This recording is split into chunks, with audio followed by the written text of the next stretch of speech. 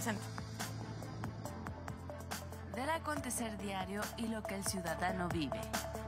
Aquí encontrarás respuestas jurídicas a tus dudas del día a día.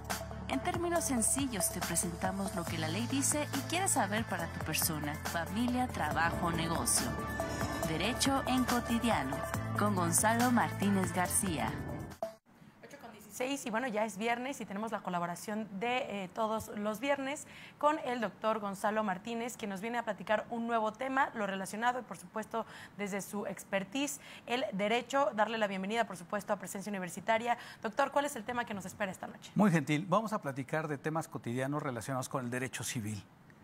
Vamos a hablar de diferentes aspectos que el día de hoy vamos a plantear 4 casos muy sencillos que pasan mucho en nuestra ciudad y en todos los lugares.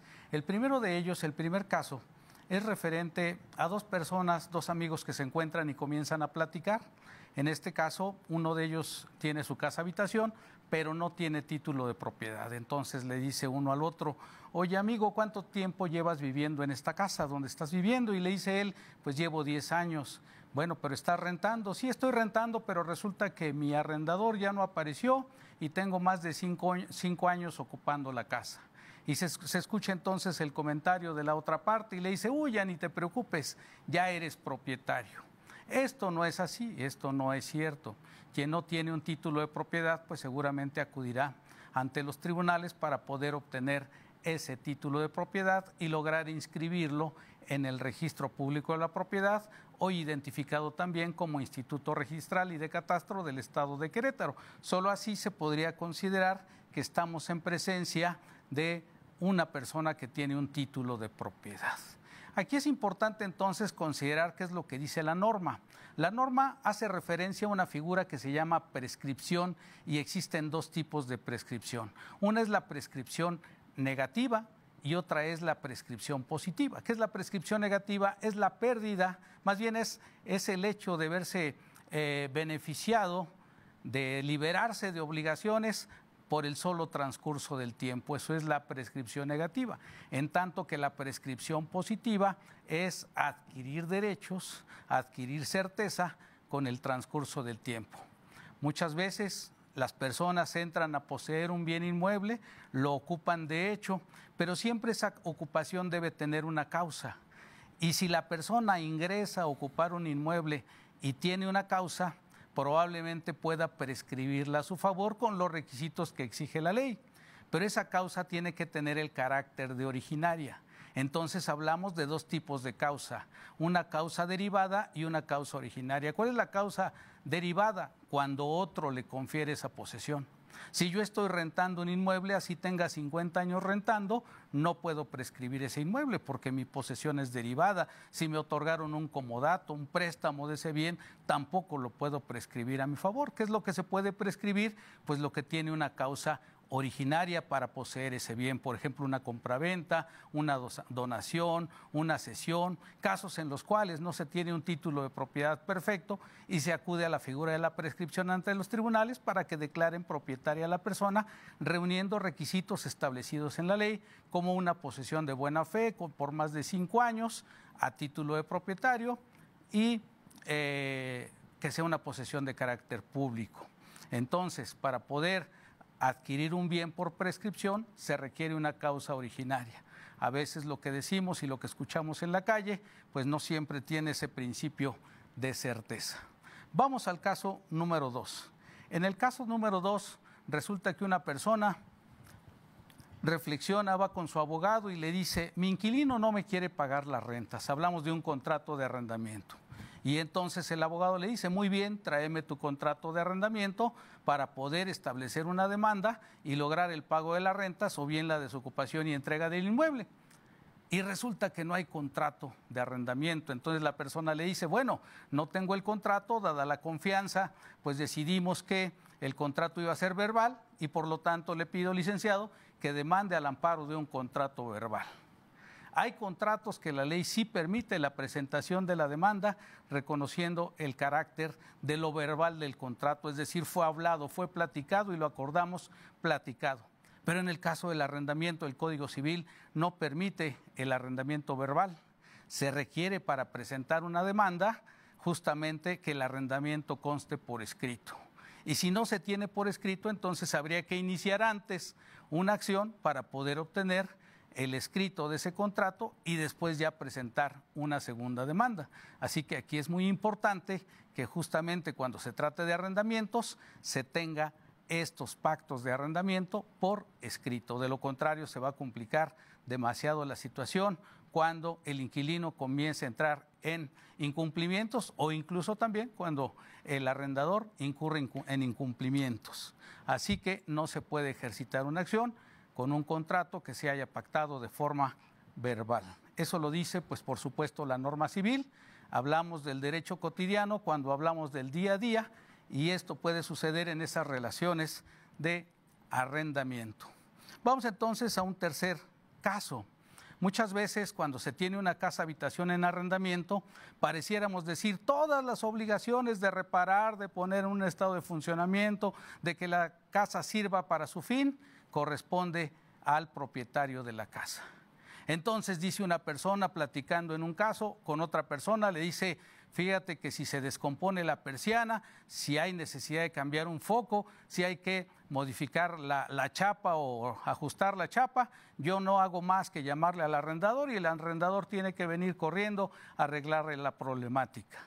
¿Realmente la norma eso es lo que dispone? Pues no, la norma no dispone tal hipótesis. La norma establece que hay cosas que tienen que llevarse a cabo a través de una reparación por descomponerse por un uso ordinario. Dice la ley, se trata de deterioros de poca importancia, deterioros que se producen por el mismo uso de las cosas.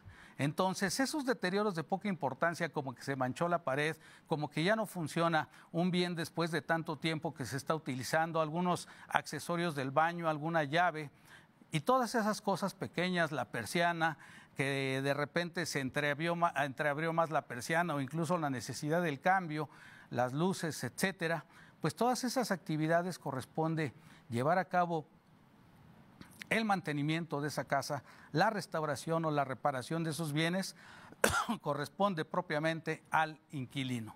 ¿Y de qué se encargará el propietario? Bueno, entonces sí se encargará de las reparaciones mayores que podríamos entender si es que efectivamente existen fisuras en el inmueble, existen vicios ocultos que no se hayan detectado, existen cosas que en un momento determinado podríamos considerar de una cuestión mayor como el hecho de la necesidad de reparar el techo, de impermeabilizarlo, pues son actividades que sí corresponderán a la parte propietaria. La parte propietaria tiene que garantizar un uso y goce del inmueble en buenas condiciones, pero a quien corresponde ocuparse de las reparaciones menores es precisamente al inquilino, también identificado como arrendatario. Pareciera ser que el Código Civil tiene una contradicción porque en el artículo 2335 impone la obligación hacia el arrendatario y en el 2297 impone la obligación al arrendador. Pero aquí la contradicción se salva de una forma muy sencilla y esto es importante hacer notar a nuestro público que se aplica un criterio de interpretación. Siempre para entender la norma, esta no se entiende en su literalidad, si su literalidad no lo permite, sino que se aplica una interpretación. Y aquí el principio de interpretación nos lo da el 2335, que hace la diferencia y donde dice reparaciones de aquellos deterioros de poca importancia. En pocas palabras, el 2335 nos está diciendo todas las de mayor importancia son a cargo del propietario. Es una forma muy sencilla de resolver esa controversia en cuanto a la interpretación. Bueno, vamos al caso número 4, muy brevemente, muy rápidamente. De repente una persona dice, la casa es mía, y le preguntan, bueno, ¿por qué lo dices? Porque el dueño me firmó un contrato de compraventa y tengo ese contrato. Pero es un contrato entre ustedes dos nada más. Sí, pero con ese yo acredito porque él me dio una copia o incluso me entregó el testimonio de la escritura de propiedad. Entonces yo tengo pues tanto la escritura de él como también mi contrato privado. Oye, pero fuiste ante un notario y entonces él te expidió la escritura. No, yo nada más tengo mi contrato privado y aquí dice que yo soy el dueño. Pero es que ese contrato no lo puedes inscribir en el registro público. El registro público tiene efectos publicitarios. Y si ese contrato no está inscrito y no aparece a tu nombre, tienes un problema importante. Tu propiedad no es tan segura y puedes llegar a tener diferentes problemas. Se trate de un local comercial, se trate de una oficina o se trate de una casa. Entonces, ¿qué tengo que hacer? Pues tienes que acudir ante el notario y que él protocolice, eleve a escritura pública el contrato que tú celebraste con esta persona para que entonces le avisen a Catastro y para que entonces le avisen al registro público y el registro inscriba esa operación y el registro diga ante todos, el propietario es esta persona.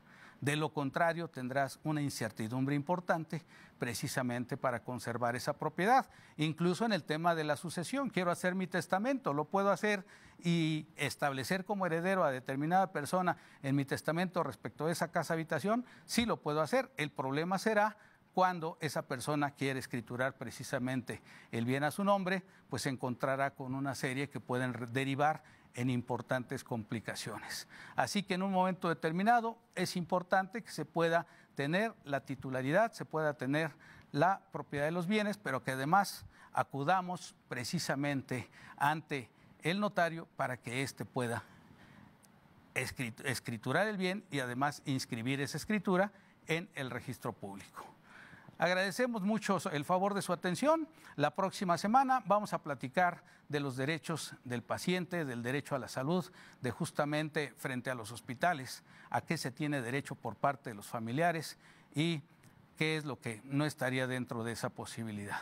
Agradezco mucho el favor de su atención. Muchísimas gracias. Muy gentiles. Gracias, doctor. Doctor, estaremos, por supuesto, a la espera de la siguiente colaboración todos los viernes en punto de las 8 de la noche con 15 minutos. Gracias, doctor Gonzalo Martínez, por su colaboración. Derecho en Cotidiano. Vamos a hablar de